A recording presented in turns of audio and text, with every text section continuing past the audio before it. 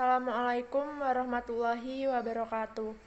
Kami dari kelompok 8 akan mempresentasikan mengenai pendidikan alternatif di Indonesia. Sebelumnya, perkenalkan, nama saya Jessica Tia Wahyudi. Yang kedua ada teman saya Ria Fitriani. Yang ketiga Lili Ma'rifah. Yang keempat Sofia Ayu Novarika. Yang kelima Noni Meiliana Anggareza. Yang keenam Yuni Indah Lestari. Dan yang terakhir Fatika Putri Aulia.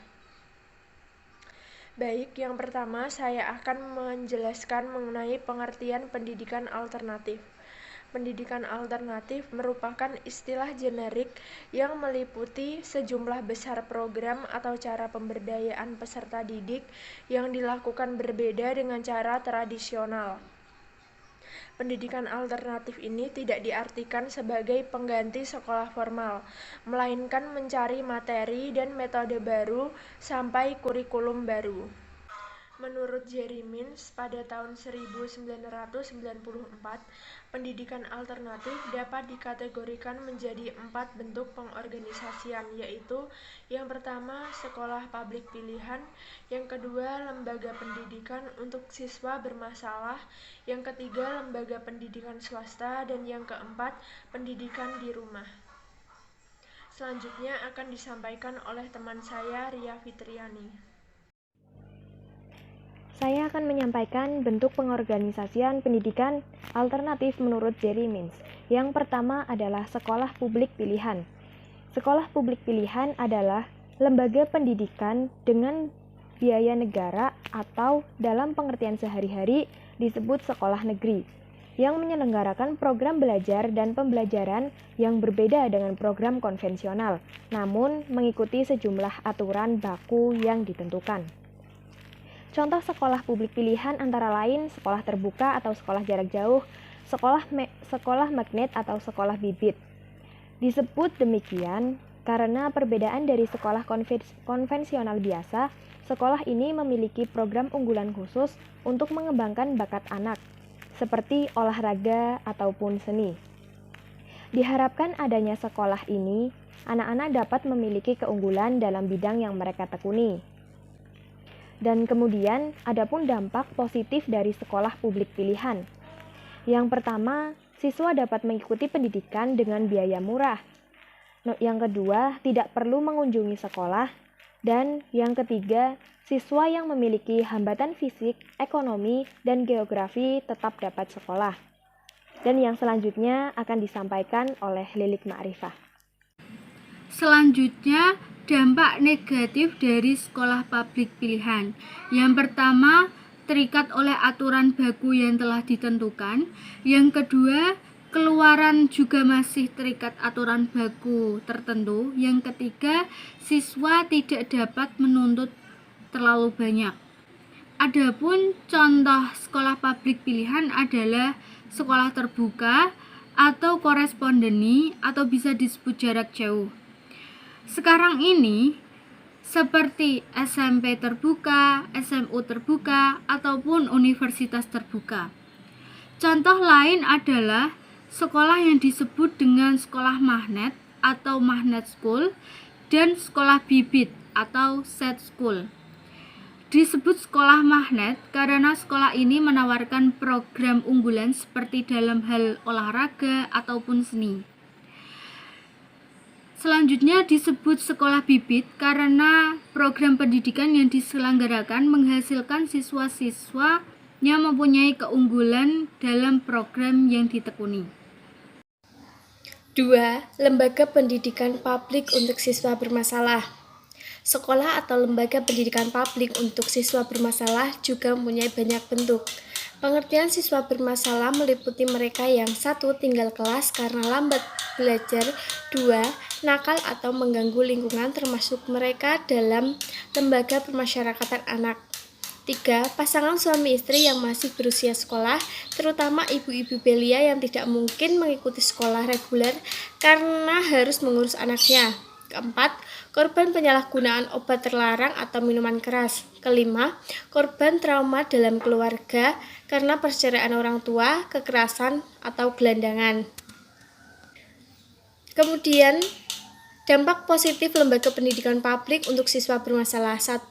Siswa yang memiliki masalah dan tidak bisa masuk sekolah reguler dapat sekolah di tempat ini.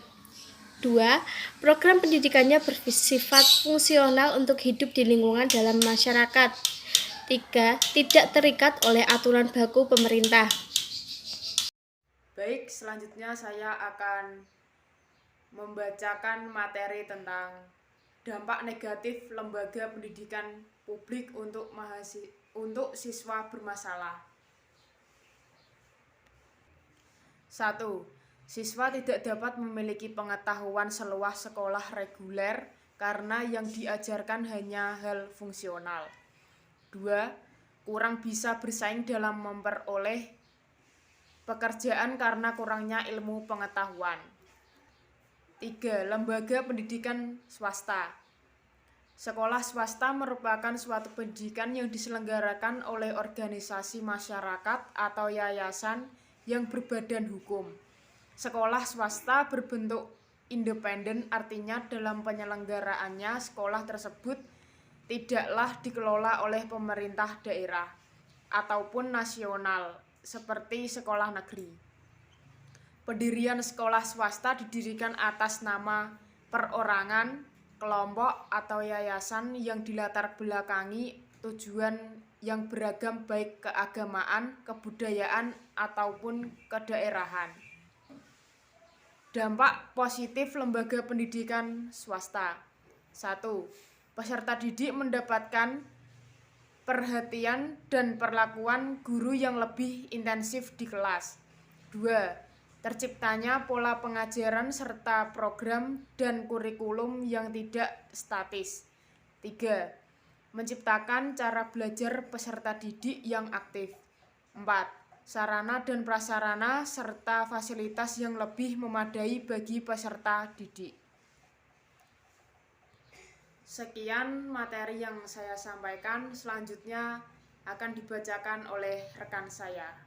Dampak negatif lembaga pendidikan swasta. Yang pertama, menimbulkan persepsi masyarakat yang negatif. Yang kedua, yaitu adanya gengsi dari orang tua. Dan yang ketiga, membutuhkan atau memakan banyak biaya untuk operasional sekolah.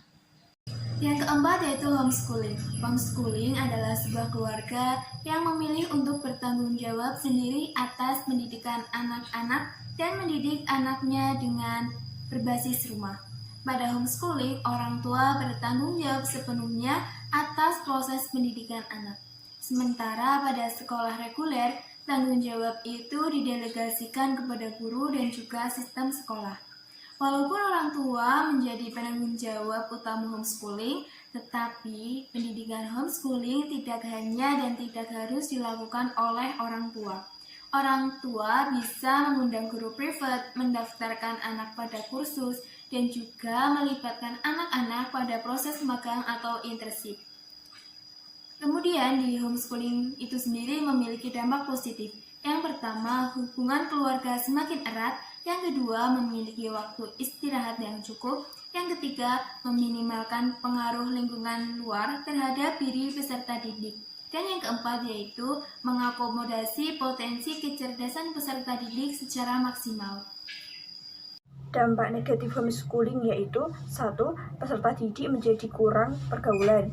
2. Tidak ada kompetensi atau persaingan. 3.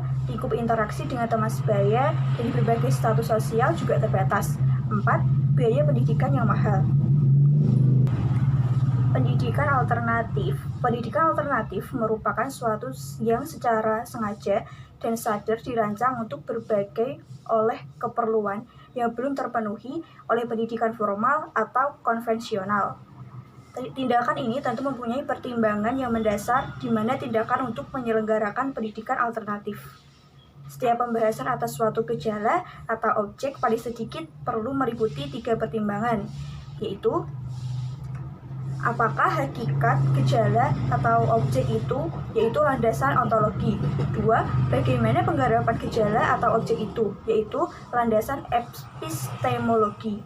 Yang ketiga, apa manfaat gejala atau objek itu, yaitu landasan aksiologi. Sekian presentasi dari kelompok kami. Terima kasih, semoga bermanfaat. Wassalamualaikum warahmatullahi wabarakatuh.